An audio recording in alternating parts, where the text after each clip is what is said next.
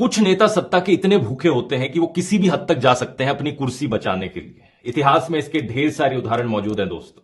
साल 1933 में German parliament पर आग लग गई थी।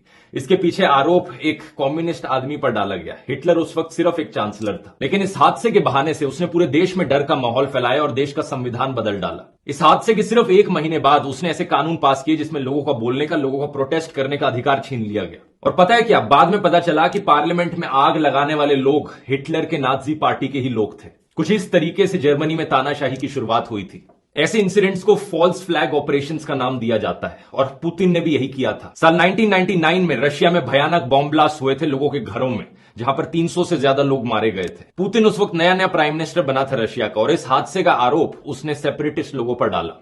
लेकिन इन हादसों का इस्तेमाल किया जाता है पूरे देश में डर का माहौल फैलाने के लिए, ये दिखाने के लिए कि देश खतरे में है सेपरेटिस्ट लोगों से, और अगर देश को कोई बचा सकता है तो वो पुतिन ही है। कुछ ही महीने बाद पुतिन देश का प्रेसिडेंट बन जाता है। बाद में पता चलता है इन बॉम्ब ब्लास्ट के पीछे रशियन इंटेलिजेंस एजेंसीज का हाथ था। वहां के ऑपोजिशन ने मांग भी उठाई थी कि इन बॉम्ब ब्लास्ट में एक पार्लियामेंट्री इन्वेस्टिगेशन हो, लेकिन पुतिन ने नहीं होने दी। एक इंडिपेंडेंट पब्लिक कमीशन भी बनाया गया था, लेकिन उसके 2 मेंबर्स की मिस्टीरियस सर्कमस्टांसेस में मौत हो गई और तीसरे को जेल में डाल दिया गया। कई हिस्टोरियंस मानते हैं कि इन बॉम्ब ब्लास्ट के पीछे पुतिन का खुद का ही हाथ था। यही चीज हाल ही में भी देखने को मिली, जो हमला हुआ था इसी साल रशिया में। यूएस इंटेलिजेंस एजेंसीज ने रशिया को बताया था कि हमला हो सकता है, लेकिन रशियन एजेंसीज ने कुछ नहीं किया। वैसे पुलवामा हमले के बारे में भी हमारे पास इंटेलिजेंस इनपुट मौजूद थी, लेकिन फिर भी सीआरपीएफ के जवानों को एयरलिफ्ट नहीं किया गया। याद है ना सत्यपाल मलिक ने क्या कहा था इसके बारे में? और आज तक ये नहीं पता चल पाया कि वो आरडीएक्स आया कहां से था। आज इलेक्शन का समय चल रहा है दोस्तों, तो मैंने सोचा ये चीजें आपको बता दूं। डर दिखाकर कोई आपके दिमाग की पॉकेट ना मार ले,